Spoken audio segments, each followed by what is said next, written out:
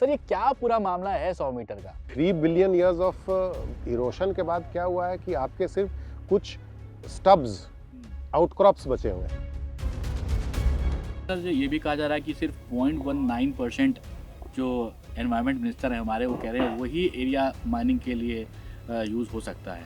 तो ये 0.19% का तो मैं कुछ नहीं बोल सकता हूँ। ठीक है। बट जो पब्लिश्ड फिगर्स हैं, जो सबमिटेड कोर्ट में है, उसके अनुसार राजस्थान में लीगल माइनिंग 6% है। अगर अरावली को इस तरह से डैमेज किया जाता है तो कैसे ह्यूमन को, इकोलॉजी को नुकसान होगा? उम्र के लिए तो नहीं बचाना चाहते ना, हम तो इसलिए बचाना चाहते हैं कि भाई वो हमें, it acts as a heat sink, it acts as a pollution sink, it recharge, ground water recharge में वो इम्पॉर्टेंट रोल करता है, और बिकॉज ऑफ दी वेजिटेशन वो एयर भी प्यूरिफाई करता है। तो 100 मीटर को लेकर लगातार बात हो रही है कि भाई जो 100 मीटर से ऊंचा नहीं है पहाड़ उसे नहीं मानेंगे अरावली। तो इस पर बात करने के लिए हम पहुंच गए हैं एक जंगल में और ये अरावली में ही बैठे हुए हैं और हमारे साथ हैं यहाँ पर मिस्टर एमडी सिन्हा जो कि former principal chief conservator of forest हैं। Thank you so much sir हमें टाइम देने के लिए। सर ये क्या पूरा मामला है 100 मीटर का? देखिए, हम जहाँ बैठे हुए हैं ये भी अरावली का पोर्शन है, बट ये अरावली का टेबल टॉप पोर्शन है, तो इस परिभाषा में ये अरावली नहीं है। तो अब आप बोलते हैं अरावली नहीं है, देखिए नाम में, names have power, names have also legal powers behind it. 90 onwards Bharat सरकार ने और सुप्रीम कोर्ट ने एक सीरीज ऑफ ऑर्डर्स किए एमसी मेहता वाले केसेस में, जिसके कारण the mining and non forestry, non ecological activities in Aravallis वे पर काफ़ी अंकुश लगाया गया। 2010 के बाद जब माइनिंग लॉबी इत्यादि ने ये देखा कि सुप्रीम कोर्ट के ऑर्डर कड़े से कड़े होते जा रहे हैं, तो शायद ये धारणा उनमें आई होगी कि अरावली शब्द ही गायब कर दें। तो 2010 में राजस्थान सरकार इस परिभाषा पर आई कि अरावली वही होता है, पहाड़ उसी को मानेंगे जिसे जो 100 मीटर से ऊपर है। अगर वो 100 मीटर से नीचे है तो वो पहाड़ नहीं है। परंतु अगर आप अरावली के बाद जो रिचर्ड मर्फी क्लासिफिकेशन की भी बात करते हैं, जिससे इन्होंने ये उठाया है, तो रिचर्ड मर्फी 1968 में लैंडफॉर्म्स ऑफ द वर्ल्ड में ये डाले थे। बट उन्होंने सिर्फ ये नहीं डाला था, उन्होंने 3 तरीके के क्लासिफिकेशन डाले थे, structural, formational and topographical. Topographical में इन्होंने 100 मीटर वाला ले आए हैं। मैं आज यहाँ बैठ के अरावली को रिचर्ड मर्फी के अनुसार 3 तरीके से क्लासीफाई कर सकता हूँ। ठीक है। तो और अगर आप अरावली की फॉर्मेशन देखें तो करीब 3-3.25 crore 3.2 billion 3.3 billion years ago जो मारवाड़ क्रेटॉन था और बुंदेलखंड क्रेटॉन था, उसके बीच में जो अट्रिशन हुआ उससे अरावली की फॉर्मेशन हुई, जो अरावली क्रेटॉन कहलाती है। और ये कंटिन्यूअस है from Rajasthan to Haridwar. It is a single rock formation underground which is the bed rock. मेरे ख्याल से लेकिन सर हरिद्वार वाला पार्ट तो मेरे ख्याल से आप कहीं कहीं लॉस्ट अंदर है ना, अंदर है क्योंकि वो नीचे की तरफ है। तो बेडरॉक तो कंटिन्यूअस जाता है और किसी मतलब मीजोजोइक टाइम्स में billions of years ago basically आपका जो Ganga and the Indus basins को डिवाइड करता था। 3 बिलियन ईयर्स ऑफ इरोशन के बाद क्या हुआ है कि आपके सिर्फ कुछ स्टब्स, आउटक्रॉप्स बचे हुए हैं, तो वो आउटक्रॉप्स हैं। पहाड़ तो नीचे कंटिन्यूअस है, तो इसे आप अलग अलग बांट के आपको क्या फ़ायदा, कोई फ़ायदा है नहीं। और मुझे लगता है कि इस ऑर्डर के बिना अरावली ज़्यादा सुरक्षित थी। इस ऑर्डर आने के बाद सुरक्षा में कमी होगी आने वाले दशकों में। अच्छा, इसके बाद सर बात हो रही है कि अब इलीगल माइनिंग बहुत ज़्यादा बढ़ सकती है क्योंकि अगर ये इम्प्लीमेंट हो जाता है और इसी तरह रहता है, लेकिन गवर्नमेंट की तरफ से कहा जा रहा है कि 90% जो ज़ोन है वो प्रोटेक्टेड है। इसको कैसे समझें? देखिए, ये फैक्ट्स एंड फिगर्स तालमेल नहीं खाते हैं। रफली 1/3 अरावली का जो एरिया है वो करीब करीब समझ लीजिए 45,000 स्क्वायर किलोमीटर्स होगा। 40,000 स्क्वायर किलोमीटर राजस्थान में है और करीब 5,000 स्क्वायर किलोमीटर बाकी गुजरात और ये हरियाणा और दिल्ली में है मिला के। तो 90% तो राजस्थान में ही है। जो आप 90% एरिया प्रोटेक्शन की बात करते हैं तो उसमें रफली 1 तिहाई हिस्सा फॉरेस्ट्री लॉज में बंद है, वो सुरक्षित है, या उसे सुरक्षित हम मान लें क्योंकि उसकी डाइवर्जन थोड़ी डिफ़िकल्ट है। ओके। जो 2 तिहाई 60% कहिए या 2 तिहाई कहिए जो हिस्सा है वो ज़्यादातर प्रोटेक्टेड है because of the orders of the supreme court in the MC Mehta cases from 2002 onwards. अगर जिसे हम डीम्ड फॉरेस्ट बोलते हैं, मेरे डीएफओज ने कई प्रोजेक्ट्स रोके होंगे पिछले दशक में क्योंकि उन्होंने बोला कि ये डीम्ड फॉरेस्ट है। Airtel case is a famous case in which the courts also said कि ये डीम्ड फॉरेस्ट है, इसलिए इस पर आप रियलिटी डेवलपमेंट नहीं कर सकते। ऐसे और भी केसेस हैं। तो अगर इस अमेंडमेंट के साथ, नोटिफिकेशन के साथ जो एफसी अमेंडमेंट है, वो एफसी अमेंडमेंट भी सुप्रीम कोर्ट अगर मान लेती है तो entire legal protection over this 2/3 60% area जो है उस पर हट जाता है।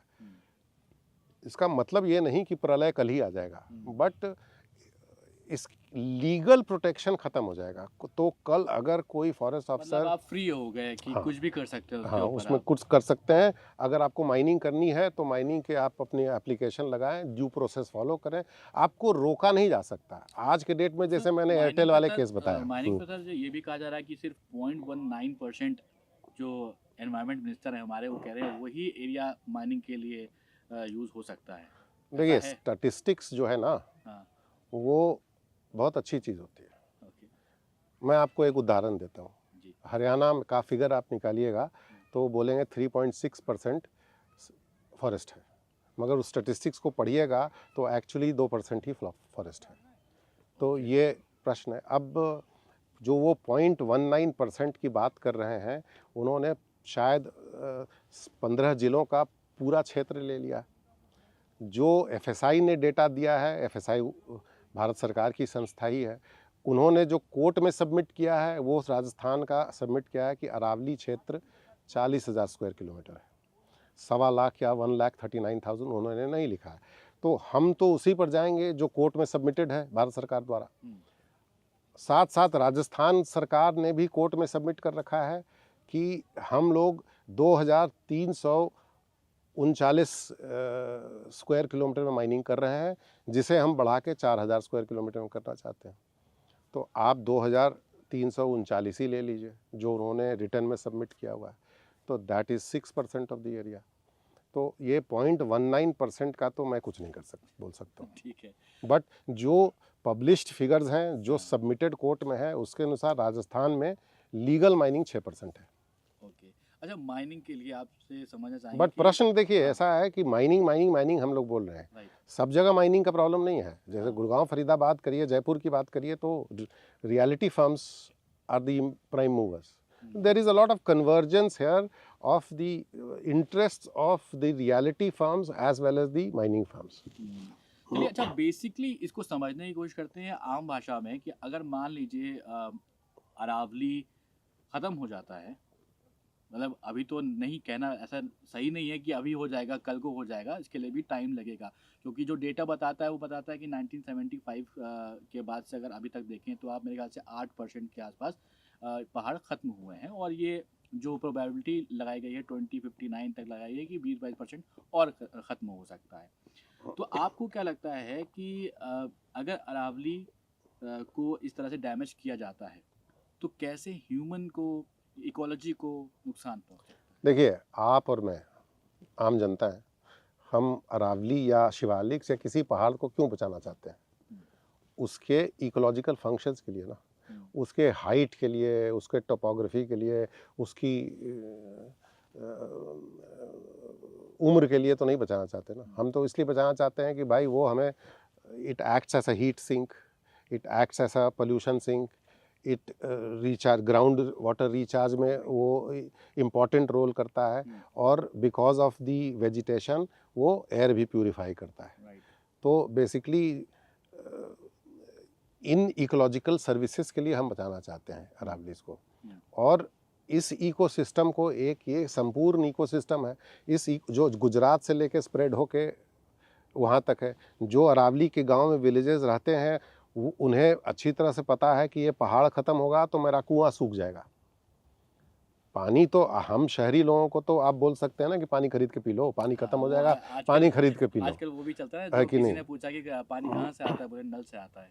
वो तो ऐसा है ना, किसी ज़माने में जी। चार्ल्स की वाइफ मैरी एंटोनाइट थे, तो उनसे पूछा गया, बोला गया कि लोग को ब्रेड खाने के लिए नहीं है, हाँ। तो उन्होंने बोला कि let them eat cake, which led to the eventually led to the French revolution. तो सही आज है। आप बोल सकते हैं कि पानी नहीं है तो पानी खरीद के पी लो, हाँ, बट भाई मजाक की बातें हैं ये। राइट। बट पानी अगर आपको भविष्य में पानी इत्यादि पीना है हम्म। तो आपको पहाड़ और अपने चीज़ें बचानी पड़ेगी। अच्छा, अभी आप अगर हम जो दिल्ली एनसीआर के लोग हैं जो यहाँ पर रहते हैं, वो पोल्यूशन से जूझ रहे हैं, पोल्यूशन पे क्या इम्पैक्ट करने वाला है? देखिए, सबसे पहले तो आप गूगल अर्थ से किसी भी पहाड़ी का गूगल अर्थ ले लो, आप देखोगे कोई लो पहाड़ी का लेना, क्योंकि लो पहाड़ी अब नहीं है ना, तो लो पहाड़ी का लेना, 100 मीटर वाली पहाड़ी का मत लेना, कोई भी आइसोलेटेड पहाड़ी की ले लो। उससे आप देखोगे कि पहाड़ी की रिज है, वो हाँ। दिखती है गूगल अर्थ पर क्लियर, दोनों तरफ आपको सैंड की डिपॉजिट, सैंड ड्यून्स दिखेगी। राइट। ये सैंड ड्यून अगर आप पहाड़ी में जाके देखोगे, तो अगर उठा के देखोगे, मैं तो दशकों से देख रहा हूँ, it is the sand is like talcum powder, it is so fine, it is not like Yamuna sand, Yamuna sand से भी फाइनर है।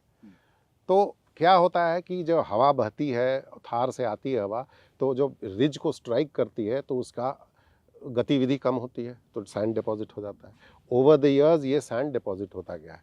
आप ये रिज लाइन हटाते जाओ तो ये जो सैंड पार्टिकल्स हैं ये सब धीरे धीरे एयरबॉर्न होंगे, और आपका दिल्ली और एनसीआर का पार्टिकुलेट मैटर लोड बढ़ेगा, और पोल्यूशन का मेन कारण पार्टिकुलेट लोड मैटर है। तो आपका, और ये बड़ा, आप विश्वास नहीं करोगे, बहुत ही पाउडर नुमा सैंड है ये। तो आप बेसिकली ये कहना कि लो पहाड़ियों का कोई इकोलॉजिकल रोल नहीं है, गलत है। लो पहाड़ी और ऊंची पहाड़ी, they all act as sand traps. You remove the sand traps, millions of tons of sand eventually will become slowly airborne. Right, क्योंकि अभी आप महसूस कर सकते हैं दिल्ली बिल्कुल। एनसीआर में जो प्रॉब्लम्स चल रही हैं वो ज़्यादा बढ़ सकती हैं, क्योंकि जो आप बोल रहे हैं जैसे PM 2.5 या PM10 जो पार्टिकल्स होते हैं वो आपको नुकसान पहुंचाएंगे। आप ग्राउंड वाटर की बात कर रहे थे, तो ये ग्राउंड वाटर रिचार्ज में कैसे हेल्प करता है? सर बहुत ही, मतलब मुझे लगता है कि देखिए, बहुत सारे लोगों को पता होगा, लेकिन आप देखिए अरावली की पहाड़ियों में बहुत रॉकी पहाड़ियाँ हैं, तो नेचर ने ऐसा सिस्टम बनाया है कि ज़्यादातर रिचार्ज ग्राउंड पर होता है, जो एरिया भूड़ का कहलाता है। एक ज़माना था, मैं यंग डीएफओ था और बड़ी भारी वर्षा हुई, तो हमारे एक फॉरेस्ट एरिया में वो काफ़ी नाला, बहुत ज़ोर से पानी जा रहा था। मुझे बड़ा चिंता हुई कि यार हमारे प्लांटेशन सारा ख़राब हो जाएगा। तो मेरा ओल्ड फॉरेस्टर था, उसने बोला सर घबराओ ना, भूड़ है, पी जाएगा। अच्छा, तो भूड़ is that Right. Sandy foothill, it soaks in the water, it is the most important ground recharge thing. आप उसको ख़त्म करोगे तो आपका ग्राउंड वाटर रिचार्ज बिल्कुल ख़त्म हो जाएगा। आप गुड़गांव में देख लो ना, अर्बनाइजेशन के कारण क्या हुआ है। 91 में मैं जब यहाँ आया तो ग्राउंड वाटर आप जहाँ बैठे हुए हैं 40 फुट पर था, आज यहाँ 300 फुट पर है। नारनौल चले जाओ आप, 1200 फुट पर है। तो ग्राउंड वाटर रिचार्ज ऐसे ही अर्बनाइजेशन के कारण काफ़ी ख़राब हुई है। जो थोड़ी बहुत बची हुई है वो फुटहिल के थ्रू ही हो रही है, उसे भी अगर हम ख़त्म करेंगे तो हमारे अस्तित्व पर ही खतरा है। सही बात है। और जो आप अभी बोल रहे थे कि एयर की वजह से हमने बात कर ही ली यहाँ पे, हीट वेव या टेम्परेचर की बात करते हैं कि वो राइज हो रहा है, ग्लोबल वार्मिंग बढ़ रही है, तो इससे क्या इम्पैक्ट पड़ने वाला है अगर हमारे अरावलीज हम खोते हैं? देखिए, जो रॉक है वो हीट अब्जॉर्ब करता है और स्टोर करता है फिर, तो आपका these areas act as rock, heat sinks also. Otherwise ये जो हीट है वो सारा आपके शहरों में वगैरह में होगा। सो बेसिकली हीट वेव अमिलियोरेशन जो बोलते हैं ना, उसमें भी इसका रोल है बहुत। तो इनके प्रकृति ने कुछ ऐसा बनाया है कि भाई इन पहाड़ियों में नेचर को संतुलित रखने की क्षमता रही है। आपको क्यों लगता है कि सारे प्राचीन मंदिर पहाड़ियों में ही है, चाहे हिमालय में हो चाहे यहाँ हो? आपको क्यों लगता है कि हमारे सारे ग्रंथों, चाहे वो महाभारत व्यास जी ने लिखा हो या किसी हमारे साधु संतों ने लिखा, सब जाके फॉरेस्ट में जाके लिखे? शहर में बैठ के तो कोई हमारा धार्मिक, शायद ही कोई धार्मिक ग्रंथ लिखा गया। तो पहाड़ों में कुछ ऐसी क्षमता तो है। तो अब ये इन पहाड़ों को हमारी ड्यूटी बनती है, जो 3 बिलियन ईयर से सर्वाइव कर रहे हैं, तो एक आध 100 साल तो हमारे भी सर्वाइव कर जाएं। सही बात है। अच्छा, अब 2 तबके बढ़ गए हैं इसमें, अगर आप देखेंगे सोशल मीडिया के ऊपर। एक कह रहा है कि नहीं, बिल्कुल ज़बरदस्ती का ये प्रोपेगेंडा बनाया जा रहा है, कुछ पॉलिटिकल पार्टीज़ मिलकर इसको आवाज़ उठा रही हैं, इससे कोई समझ नहीं पा रहा है। मैं कोई पॉलिटिकल पार्टी से नहीं हूँ। राइट, हाँ, मैं तो एक रिटायर्ड गवर्नमेंट सर्वेंट हूँ, और मेरे इस गवर्नमेंट में मैं बहुत शुक्रगुजार हूँ इस गवर्नमेंट का। They have given me a good career and a good thing. तो मेरे तो गवर्नमेंट के मैं बिल्कुल खिलाफ नहीं हूँ, और गवर्नमेंट में शायद ऊपर लेवल पर शायद ये समझ नहीं आई है, या उन्हें नहीं बताया गया है कि सी आपको डेफिनेशन की आवश्यकता क्या थी। 2010 में सुप्रीम कोर्ट ने इसे रिजेक्ट कर दिया था, 15 साल से किसी ने नहीं किया। आपको क्या आवश्यकता थी? आपके पास, आपने क्या हिमालय को डिफाइन किया है? आपने विंध्यास डिफाइन किया है? आपने कल बोलोगे कि नीलगिरीज को डिफाइन करने, तो आपको डेफिनेशन की जरूरत थी नहीं। आपको माइनिंग करना है करो, जहाँ करना है एज पर लीगल आपका जो प्लान बन रहा है उसको बना के करो, कोई रोक नहीं सकता आपको। फॉरेस्ट एरिया में आप नहीं कर सकते हो, डीम्ड फॉरेस्ट एरिया में आप नहीं कर सकते हो, बाकी एरिया तो खुला हुआ है। आपको एक अप्रूव्ड माइनिंग प्लान चाहिए, वो आप कर सकते हो। डेफिनेशन से आपको क्या फ़ायदा हुआ? सरकार को क्या फ़ायदा हुआ? चंद लोगों को फ़ायदा होगा, चंद पूंजीपतियों को फ़ायदा होगा। द नीड्स ऑफ द और the greed of the few should not outweigh the needs of the many. तो और 1992 में जो अरावली नोटिफिकेशन सरकार ने पब्लिश की थी, उसके कारण वो तो आपको एक डेफिनेशन, वर्किंग डेफिनेशन देता है गैर मुमकिन पहाड़ का। और गैर मुमकिन पहाड़ जो टर्म है वो पिछले 400 साल से यूज़ हो रहा है। आप किसी भी गांव में चले जाओ और किसी बच्चे से भी पूछ लो, वो बता देगा वो अरावली गैर मुमकिन पहाड़ है। सरकार की जो रिपोर्ट है उसमें भी यही लिखा हुआ है कि there is complete conventional understanding of what constitutes the Aravallis in these 4 states. तो सरकार खुद भी बोल रही है, मगर उसके बाद उल्टा कर रही है। तो आपको कमिटी को ऐसी रिपोर्ट या ऐसी रिकमेंडेशन करने की ज़रूरत नहीं थी, कोई आवश्यकता नहीं थी। ओल्ड कहावत है, if it works why mess with it. तो एक चीज़ और क्लैरिफ़ाई करना चाहूँगा, क्या ये भी कहा गया है कि जो 100 मीटर नाप रहे हैं, उसको आप जो ज़मीन के नीचे वाली पार्ट है, उसको भी नापेंगे तो मेरे ख्याल से वो और तो आई परसेंटेज थिंक कम हो जाएगी? वो तो अज्ञानता की बात हो रही है। ज़मीन हुँ, के नीचे की पार्ट तो वो 3 किलोमीटर 5 किलोमीटर नीचे तक है। The Aravalli bedrock is at least 5 kilometres deep.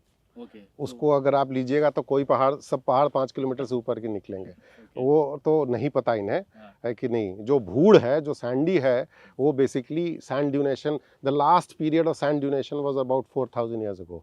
उसके पहले 8-9 हज़ार साल पहले हुआ था। बट एनीवे, जो आप सैंड ड्यून्स देख रहे हैं और जो टॉप सॉइल देख रहे हैं, वो करीब 4000 साल पहले की ड्यूनेशन पीरियड हुआ था, इसलिए। बेडरॉक की बात करें तो बेडरॉक तो kilometer, it is the Aravalli craton is part and attach to the lithosphere. हुँ, तो वो तो कम से कम 5 किलोमीटर थिक है कि ओके। नहीं।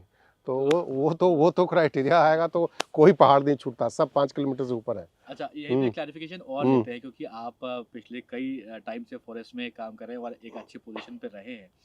तो जब कोई भी इंसान माइनिंग करने के लिए फ़ॉरेस्ट में जाते हैं, कोई भी एरिया में जाते हैं, तो क्या चीज़ें ज़रूरत होती हैं वहाँ पर? बेसिकली वो एरिया फॉरेस्ट एरिया नहीं होना चाहिए।